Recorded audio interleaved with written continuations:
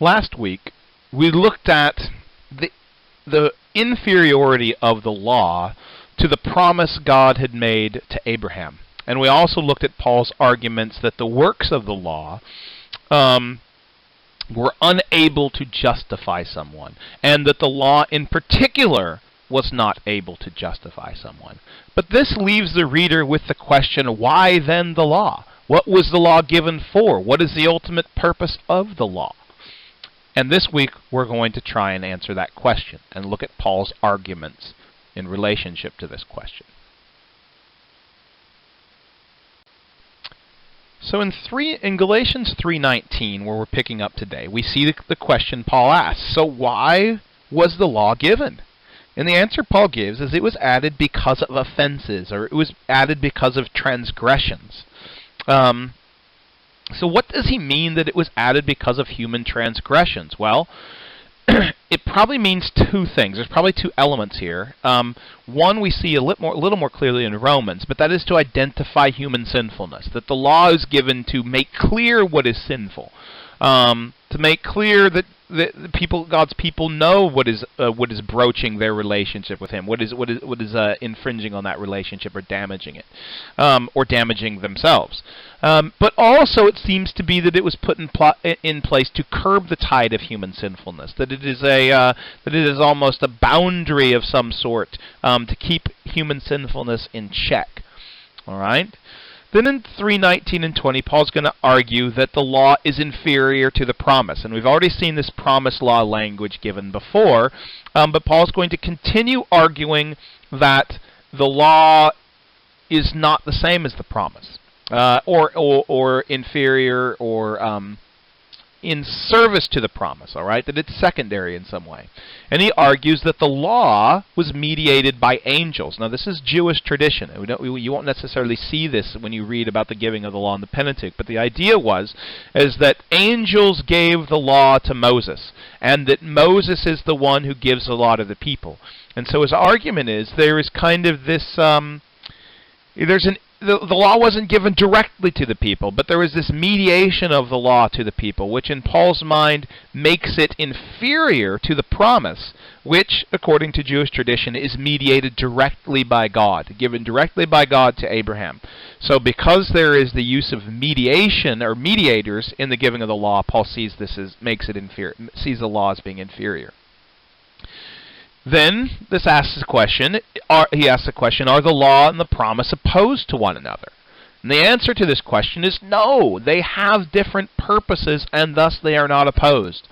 Paul's argument is that the purpose of the law was to give life, to give eschatological salvation. It is through Abraham and the promise God gives to Abraham that God will bring life to the world. And Paul thinks of this life in terms of the life that Jesus brings, the resurrection life Jesus brings, the giving of the Spirit. And Paul says it's through the promise that those things are to be achieved.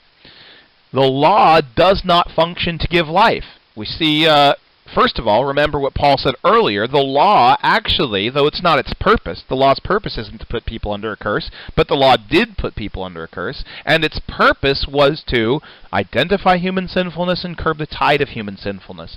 It wasn't given in order to bring people to life. The promise brings life.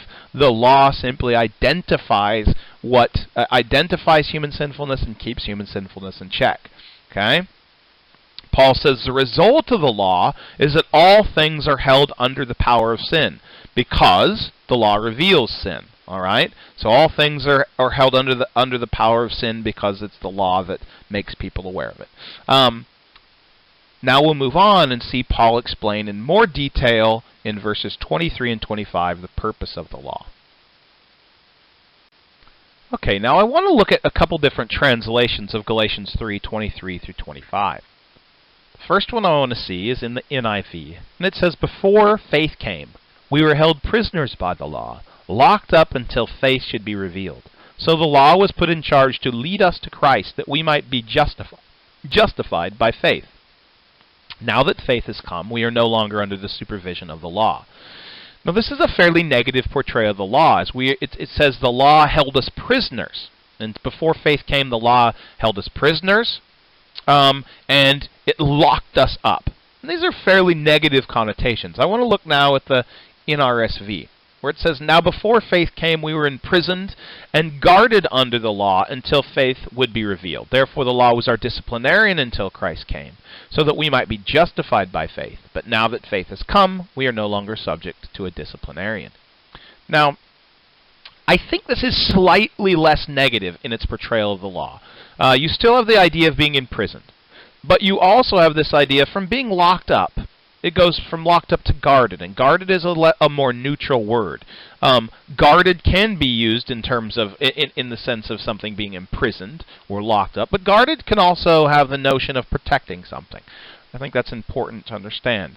I want to give you what I would say an alternate translation, my own translation. Now, to be fair, I'm really working off the NRSV, because the NRSV's done well here, but I want to expand. I want to look at some different possible translations of some of the words we see here, which are perfectly viable translations of these words, and see if it changes the overall sense of this passage.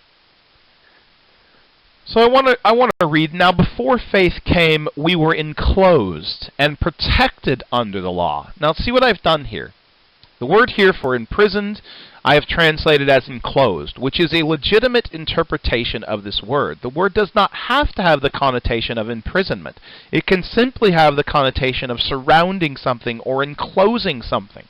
And also, this the word that's translated in RSV as guarded can also be translated as protected. All right? And so here I want to suggest that the notion that Paul has, or the idea Paul has regarding the law, is that the law was something that enclosed and protected. Think of it as a hedge around the people of God, protecting them, keeping them from wandering too far from God. When they get to the hedge, or they get past the hedge, they realize, uh-oh, we're in trouble here. We need to get on the other side of the hedge and get closer to God.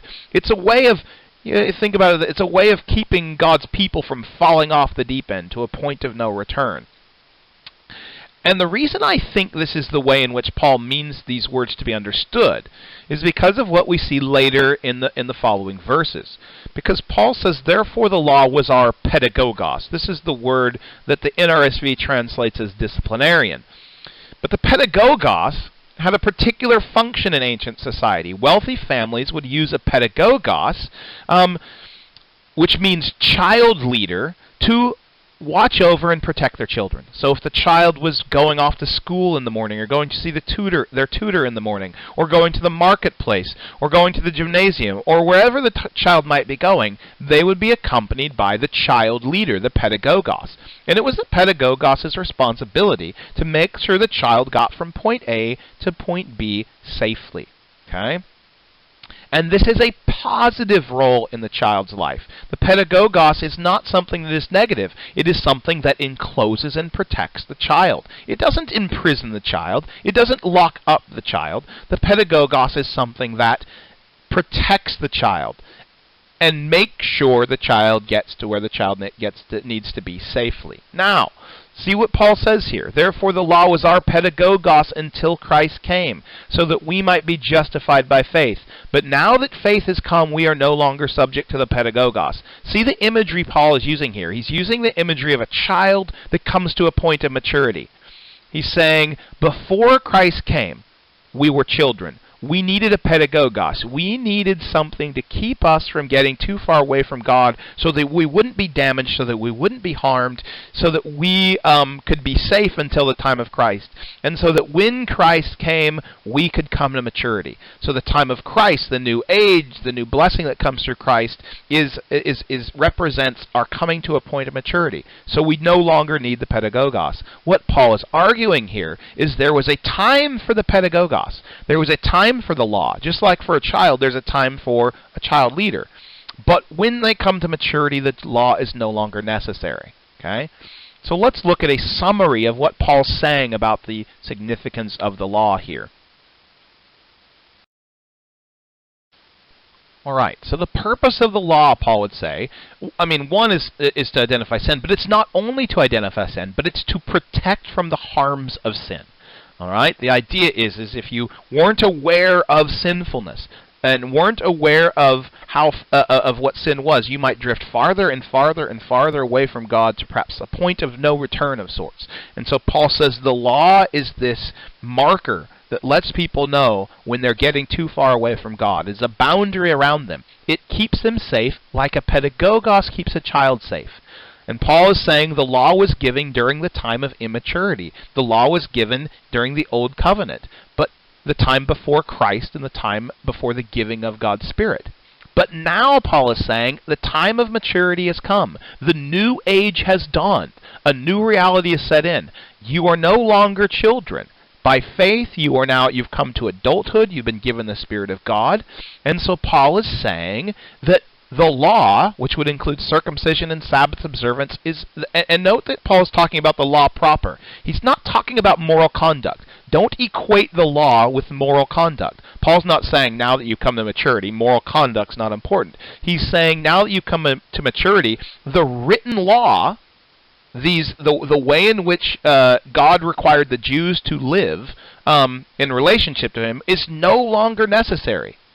In fact, Paul's essentially, if you carry Paul's metaphor forward, he'd say, I mean, if you look at it, it'd be like an adult walking around with a child leader, which is a silly image, or like an adult playing with a child's toy. And Paul is saying the law is something that was for a previous age. But now that we've come to a new age, the law is no longer needed.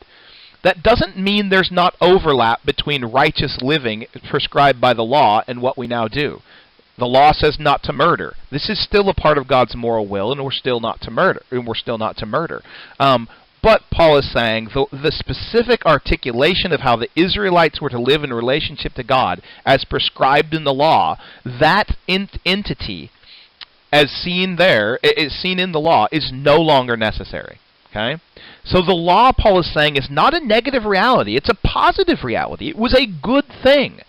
But it's a bad thing to be holding on to the law into the new era. Okay? Into the new age that Christ has inaugurated. By doing that again, this is a child holding on. This is like an adult holding on to something from childhood that they shouldn't hold on to.